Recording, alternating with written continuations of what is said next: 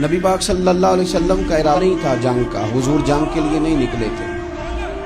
قریش اس طرح کرتے تھے کہ مسلمانوں کے قافلے لوٹ لیتے تھے، لوٹ مار کرتے کرتے مدینے کی سرحد تک وہ آ جایا کرتے تھے۔ ایک قافلہ ابو سفیان لے کے جا رہے تھے تجارت کے لیے، تو اس میں سارے کافروں کا مال شامل تھا۔ ایک قافلہ جایا کرتا تھا، سارے اپنا اپنا مال شامل کر دیتے تھے۔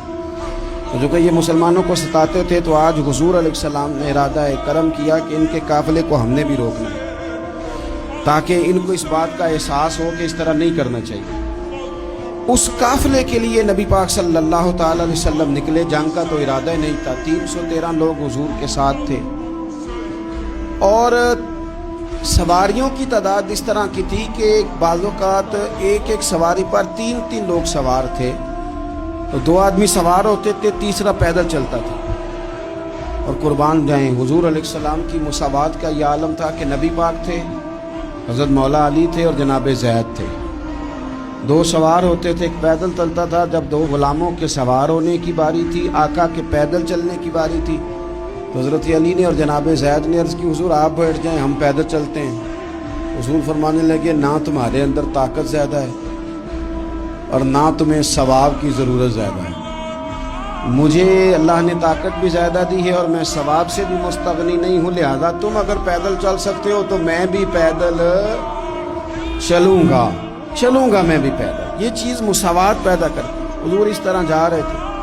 ابو سفیان بڑے تیز آدمی تھے، جب پتہ چلا نا کہ مسلمان حملے کے ارادے سے آ رہے ہیں، تو ایک بندہ جلدی سے دوڑایا، مکے جا کے بتاؤ تم سب کا مال میرے پاس ہے۔ تو مسلمانوں نے حملہ کر دیا۔ خود اس طرح کیا کہ جس رستے سے وہ جا رہے تھے وہ رستہ بدل کے رستہ کوئی اور اختیار کر لیا۔ قافلہ بھی بچ کے نکل گیا۔ اہل عرب کا طریقہ تھا ایمرجنسی اعلان کرنے کا، ہمارے ہاں بھی طریقہ ہے بریکنگ نیوز، ہے نا جی، چور آ گیا۔ پھر وہ کئی دفعہ صحیح بھی آتا ہے تو لوگ یقین نہیں کرتے۔ ہر شے کی تو بریکنگ نیوز ہے، اور کھولے تو بیچ میں سے کچھ بھی نہیں نکلتا، نیری نیوز بھی نہیں نکلتی، بریکنگ کیا نکلنی ہوتی۔ اس لیے میں کہتا ہوں کہ میڈیا کی ہر بات کو تسلیم نہ کر لیا کریں، سوشل میڈیا پہ چلنے والی ہر خبر کو نہ مان لیا کریں۔ یہاں تو اتنا عجیب حال ہے، ہمارے ایک بزرگ عالم دین ہے، بیچارے پچھلے دنوں وضاحت دے رہے تھے، خود بیٹھ کے کہہ رہے تھے میں زندہ ہوں بھائی، کسی نے میڈیا پہ خبر دے دی کہ میں فوت ہو گیا ہوں۔ وہ کہہ رہے تھے مہربانی کرو مجھے سونے دو، سارا دن ٹیلی فون آتے ہیں اور لوگ مجھے ہی فون کر کے میری ہی تعزیت کا پوچھنے لگ جاتے ہیں۔ تو اس طرح نہ کریں، کیا صرف تھوڑا سا میڈیا چلانے کے لیے جھوٹ بولا جائے؟ بہرحال انہوں نے جو بندہ بھیجا تو بریکنگ نیوز کا وہاں بھی ایک طریقہ تھا۔ اونٹ کے کان ناک کاٹ دیتے تھے، اپنے کپڑے پھاڑ لیتے تھے۔ اب اونٹ بڑے زور سے چلاتا تھا، جب اس کا ناک کٹ جاتا تھا، اونٹ چلاتا تو لوگ گھروں سے نکل آتے۔ اب وہ جو بندہ ابو سفیان نے بھیجا تھا، اس نے جا کے اپنے اونٹ کے ناک کان کاٹ دیے۔ لوگ دوڑے، باہر نکلے، پوچھا کیا ہوا، تو اس نے کہا نکلو تمہارا تو مال سارا لوٹنے لگے مسلمان۔ ابو سفیان بچ کے نکل گئے تھے، انہوں نے پیغام بھی دیا کہ میں بچ کے آ گیا ہوں، اب آنے کی ضرورت نہیں۔ لیکن انسان کو جو چیز سب سے زیادہ پستی میں لے جاتی ہے وہ اس کا تکبر ہوتا ہے۔ تو مینوں جانتا ہی نہیں، تجھے میرا پتہ ہی نہیں، کہ لے ڈوبتی ہے چیز لوگوں۔ انہیں بھی لے ڈوبی، انہوں نے کہا جی آپ نہیں واپس جانا، اب چلو۔ 1000 کا لشکر، گانے بجانے والی عورتیں ساتھ، شراب کے مٹکے ساتھ، 10 اونٹ روز ذبح ہو رہے ہیں، سردار دعوتیں پکا رہے ہیں، گوشت بھونا جا رہا ہے۔ بدر میں پہنچ گئے، مسلمان بھی 313 پہنچ گئے۔ یہ ساری رات شرابیں پیتے، وہ ساری رات سجدے کرتے۔ یہ ناچ گانے سرور کی محفلیں سجتی اور وہ رسول پاک کی تقریر سنتے، حضور کے خطبات سے فیض یاب ہوتے۔ عمیر بن وہب کو بھیجا ابو جہل نے کہا پتہ کر کے او بندے کتنے، اس نے جا کے کہا کہ 312 313 310 اتنے۔ کہنے لگا جنگ کیا کرنی ہے، ان کو سویرے اونٹوں کی پشتوں پہ باندھ کے لے جائیں گے، مکے جا کے دیکھیں گے کیا کرنا ہے۔ یہ تکبر ہے نا۔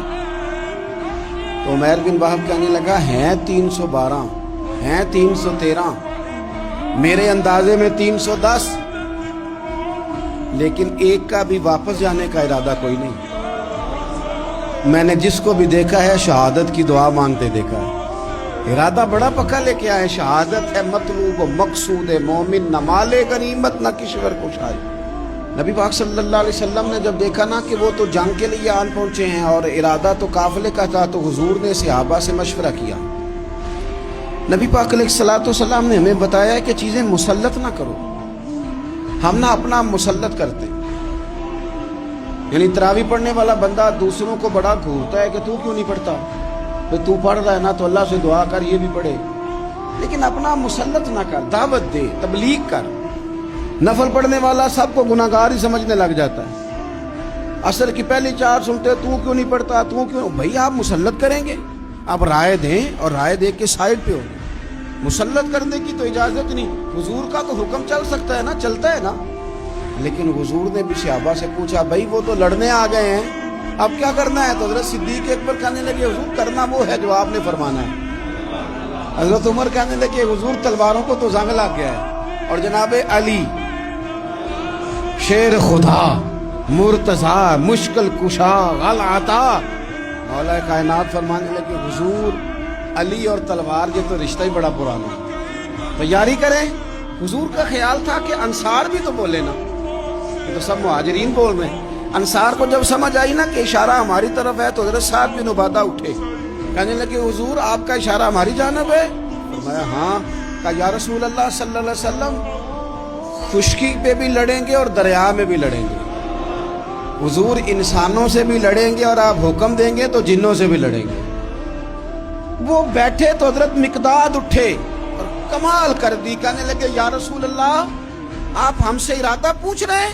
ہم کوئی حضرت موسیٰ کی قوم ہے جو اپنے نبی سے کہہ دیں گے آپ لڑیں اور آپ کا خدا لڑے؟ سونیا ہم آپ کے ساتھ لڑیں گے اور آپ کے قدموں پہ جانیں بھی قربان کریں گے. نبی کا حکم ہو تو کود جائیں ہم سمندر میں اور جہاں کو محو کر دے نعرہ اللہ اکبر میں. نہتے 313 بشر شوق شہادت میں نکل آئے تھے میدان میں محمد کی قیادت میں. نہ تیغ و تیر پہ تکیا، نہ خنجر پہ، نہ بھالے پر، بھروسہ ہے تو ایک سادی سی کالی کملی والے پر. نبی پاک صلی اللہ تعالیٰ علیہ وسلم نے جذبات سنے تو فرمایا چلو نہ چلیں، پر چھوٹے چھوٹے بچے واپس کر دو.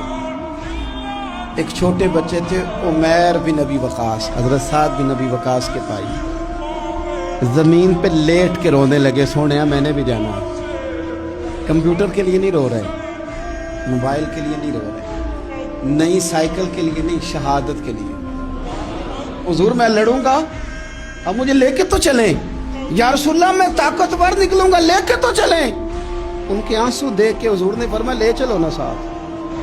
فطرت مسکرا رہی تھی. حضرت سعد بن عبادہ ایک دوسرے سے کہہ رہے تھے ہم سے لڑنے آیا ہے ابو جہل.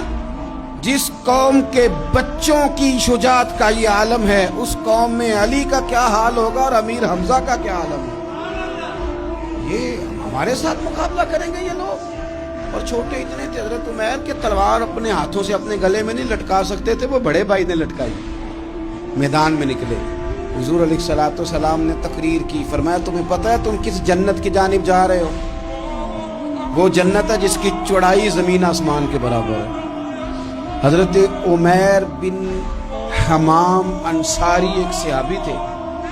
جب کریم نے فرمایا نا جنت کی چوڑائی، کسی چیز کی لمبائی زیادہ ہوتی ہے چوڑائی کم ہوتی ہے، جب فرمایا نا کہ چوڑائی زمین آسمان کے برابر ہے تو حضرت عمیر بولے، کہنے لگے واہ واہ واہ واہ واہ. کھجوریں کھا رہے تھے. حضور نے فرمایا تو بڑی واہ واہ کر رہا ہے، کہ سونیا اتنی جنت پیاری ہے تو ہم دور کیوں ہیں؟ یہ دینا ذرا تلوار. جلدی سے میدان میں نکلے، اللہ نے انہیں شہادت عطا فرمائی. رات ساری وہ مست رہے شراب کے نشے میں، اور حضور ساری رات مصلی پہ رہے، ساری رات دعائیں میں. پتہ کیا کہا؟ اے اللہ یہ میری کل کمائی تھی 313 جو میں لے کے آ گیا، اگر یہ ہلاک ہو گئے تو قیامت تک کون تیری عبادت کرے گا؟ ان کی مدد فرما. اور ایک رات پہلے صفیں بھی سیدھی کرائیں، بلکہ صفیں سیدھی کراتے حضرت سواد کے پیٹ پہ چھڑی لگ گئی تو انہوں نے کہا حضور بدلا دیں. حضور نے کپڑا ہٹایا تو انہوں نے وجود چومنا شروع کر دیا. حضور نے ہمیں سبق دیا کہ صفیں بھی سیدھی کرانی ہے اور دعائیں بھی کرانی ہیں. صف بھی سیدھی ہو، مصلی بھی آباد، دونوں کام کرنے. اور پھر توکل ہو، پھر تمہارا دل جمے کہ انشاءاللہ فتح اللہ مسلمانوں کو دے گا. رونے نہ رویا کرو, معیشت کے, معاشرت کے, غریبی کے, تنگ دستی کے, فقیری کے رونے نہ رو. اللہ کی مدد کو آواز دو. ہم نے وہ لوگ بھی دیکھے ہیں بیچارے جو نہ اسلامی معیشت پہ بات کرتے ہیں, نہ معاشرت پہ, نہ اخلاقیات پہ, اور جب بھی بات کریں گے کہیں گے حضور کو تو علم ہی کوئی نہیں تھا, قاری کچھ نہیں سکتے, مجبور محض تھے معاذ. یہ تقریریں کریں گے. یہ مسلم شریف کی حدیث ہے, کوئی اختلاف والی بات نہیں, پر بعض اوقات نا دل کو تکلیف ہوتی ہے کہ یار اس طرح کی باتیں کیوں کرتے ہو. یہ مسلم ہے. حضرت انس بن مالک فرماتے ہیں ایک رات پہلے حضور نے چھڑی پکڑی اور میدان بدر میں جا کے فرمایا, لکیر کھینچ کے فرمایا یہاں ابو جہل مرے گا, یہاں عتبہ مرے گا, یہاں شیبہ, یہاں ولید مرے گا. حضور نے لکیریں کھینچی. فرماتے ہیں باقی لوگ جنگ لڑ رہے تھے اور میں چپ کے لکیریں بھی دیکھ رہا تھا کہ حضور نے لگائی تھی. فرماتے ہیں اللہ کی عزت کی قسم کوئی کافر 1 انچ بھی ادھر ادھر نہیں ہوا, جہاں نبی پاک نے لکیر لگا دی تھی وہیں مرا ہے.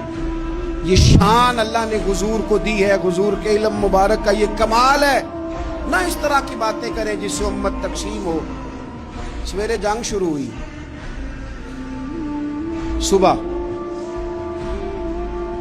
3 کافر میدان میں نکلے, عتبہ, شیبہ اور ولید. 3 انصاری مسلمانوں کی جانب سے مقابلے میں نکلے, لیکن وہ تکبر جو ہوتا ہے نا وہ جان چھوڑتا نہیں.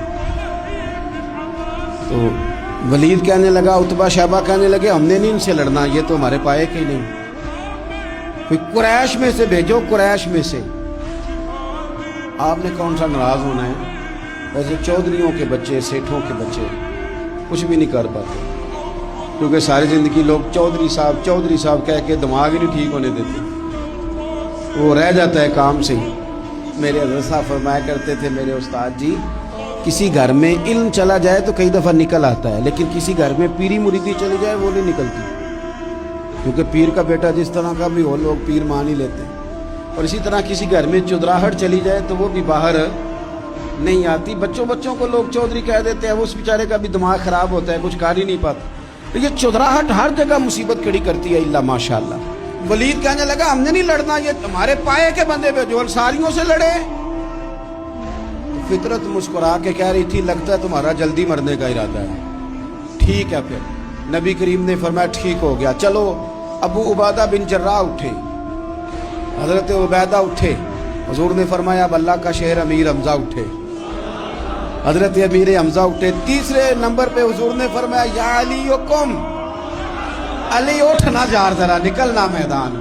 دیواریں ہلتی رہتی ہیں اور در کانپ جاتا ہے, علی کا نام سن کے اب بھی خیبر کانپ جاتا ہے. حضرت علی شیر خدا رضی اللہ تعالی, مولا کائنات اٹھے, حضرت امیر حمزہ اٹھے, حضرت عبیدہ اٹھے. عتبہ کے مقابلے میں گئے, حضرت امیر حمزہ قتل کیا اپنے دشمن کو. شیبہ کے مقابلے میں گئے حضرت عبیدہ, لیکن حضرت عبیدہ بوڑھے تھے, اس نے ان پہ حملہ کیا, ان کا پیر کاٹ دیا.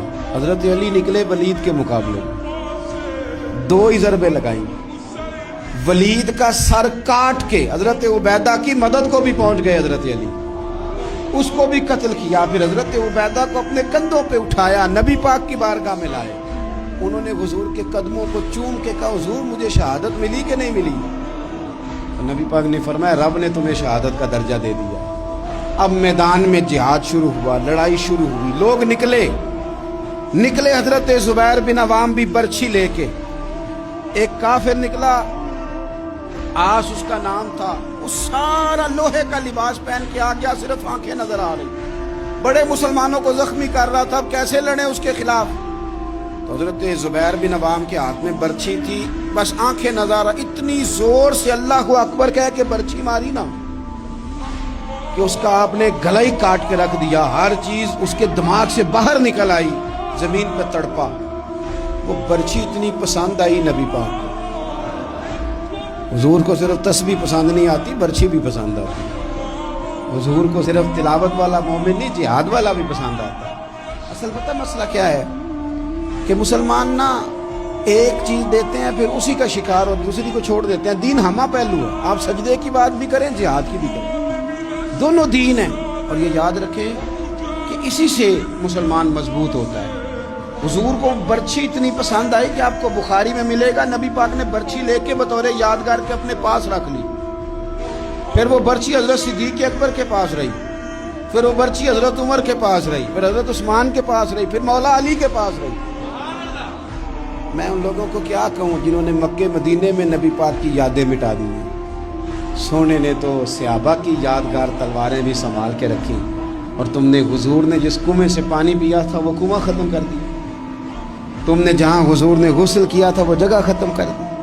کیا بات کرتے ہو صاحب، وہ جگہیں تو ہمارے لیے چومنے کے لائق تھی اور آنے والی نسل کو وہاں عقیدت کے پھول برسانے تھے۔ تم نے کیا سلوک کیا؟ جنگ آگے بڑھی، تلواریں چمکی، 2 چھوٹے بچے۔ او نوجوانوں، خدا را واپس لوٹو اپنے دین کی طرف۔ 2 چھوٹے بچے، اور یہ اس طرح کے لفظ ہیں، مجھے کیا لینے دو وہ دیسی تھے، مجھے کیا لینے دو پینڈو تھے۔ وہ 2 بچے آ کے حضرت عبد الرحمن ابن عوف سے پوچھتے ہیں، کہتے ہیں چاچا جی ابو جہل کدھر ہے؟ یہ لفظ ہیں حدیث میں، چاچا جی، چاچو کدھر ہے ابو جہل؟ کہتے ہیں میں نے ہاسکے کا پتر، تم نے کیا کہنا ہے؟ تو چھوٹے والے کو باتیں بھی صحیح نہیں کرنے آتی تھی، کہنے لگا چاچا اسے مارنا ہے۔ کہا کیوں مارنا ہے؟ کہا اس لیے کہ ہم نے سنا ہے وہ ہمارے نبی کو برا کہتا ہے معاذ اللہ۔ کہا تم اگر نام مار سکے تو چھوٹا کہہ رہا ہے، کہتا نام مار سکے تو مریں گے تو صحیح نا حضور کے نام پہ۔ حفیظ جلندری کہتے ہیں وہ کہہ رہا تھا مریں گے یا ماریں گے اس ناری کو، سنا ہے گالیاں دیتا ہے وہ محبوب باری کو، معاذ اللہ حضور کو برا کہتا ہے۔ میدان میں آئے دونوں، زور زور سے تلواریں ماری، گھوڑے سے گرا لیا ابو جہل۔ حضرت معاذ جو تھے بڑے والے، ان کا بازو کٹ گیا، تھوڑا سا گوشت سا لٹک رہا تھا۔ یہ نرم و نازک بچے ہمارے، یہ میدانوں میں کام کریں گے؟ جن کو تھکاوٹ ہوتی ہے، جو پیناڈال کی گولی کھا کے سوتے ہیں رات کو، بازو لٹک رہا تھا۔ حضرت معاذ نے اس پر اپنا پیر رکھا، جھٹکا دے کے اتار دیا۔ حضرت عبداللہ ابن مسعود کو کہا، انہوں نے گردن کاٹ دی ابو جہل کی۔ دونوں تلواریں لے کے حضور کے پاس گئے۔ چھوٹا کہتا ہے حضور میں نے مارا ہے، بڑا کہتا ہے حضور میں نے مارا۔ کہتا ہے نہیں تو پیچھے تھا، میں نے مارا ہے۔ وہ کہتے نہیں تو بعد میں آیا تھا، میں نے مارا ہے۔ فرمایا تلواریں دکھاؤ نا۔ جب تلواریں دکھائیں تو حضور فرمانے لگے تم دونوں نہیں مارا ہے، برابر کا ثواب ہے۔ جس کا بازو کٹا تھا کریم رسول نے فرمایا ادھر لانا بازو، وہ بازو لائے، حضور نے اسی جگہ رکھ کے نا دوبارہ لعاب دہن لگایا۔ حضرت معاذ حضرت عثمان غنی کے زمانے تک موجود رہے۔ فرماتے ہیں کٹنے سے پہلے طاقت کم تھی، جب حضور نے جوڑا ہے تو طاقت پہلے سے زیادہ ہو گئی ہے، پہلے سے زیادہ ہو گئی ہے طاقت۔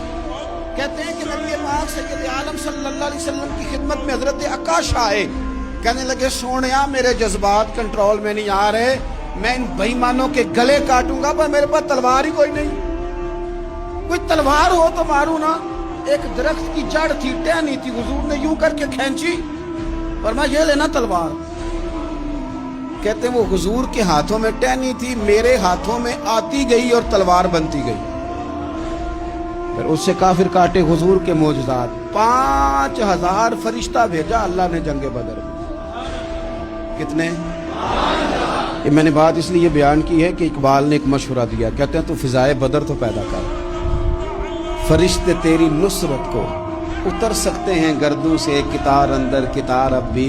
اقبال کیوں ایسا کہہ رہا ہے؟ تو اقبال کہتے ہیں اس لیے کہ آج بھی ہو اگر ابراہیم کا ایمان پیدا تو آگ کر سکتی ہے انداز گلستاں پیدا۔ 5000 فرشتہ آیا۔ مجھے تو لگتا ہے فرشتوں نے بھی دعا کی تھی کہ یا اللہ ہم تیرے نبی کی قیادت میں لڑنا چاہتے ہیں۔ فرشتے آئے، سپر پاور تھی روما، بڑی طاقتور سمجھتی تھی، ایران، روم، یہ کیسر و کسرا، بڑی طاقتیں تھیں۔ عرب کے لوگ تو بوریا نشین تھے، صحراؤں میں نکل کے انہوں نے الٹ پلٹ کے نہیں رکھ دی سارا کچھ۔ علامہ اقبال سے کسی نے پوچھا تھا کہ مسلمان دوبارہ سے کبھی میدانوں میں آئیں گے؟ تو اقبال کہنے لگے ہاں ہاں ضرور آئیں گے، آئیں گے، یہ نکلیں گے۔ کیا کس طرح؟ کہنے لگے میں نے فرشتوں سے سنا ہے، نکل کے صحرا سے جس نے روما کی سلطنت کو الٹ دیا تھا، نکل کے صحرا سے۔ قدسی کہتے ہیں فرشتوں کو، اقبال کہتے ہیں رات وہ باتیں کر رہے تھے، میں نے سنا ہے کہ نکل کے صحرا سے جس نے روما کی سلطنت کو الٹ دیا تھا، سنا ہے میں نے یہ قدسیوں سے کہ وہ شیر پھر ہوشیار ہوگا، وہ جاگے گا، وہ بیدار ہوگا۔ یہ قدسیوں سے سنا ہے میں نے، وہ آئے گا میدانوں میں۔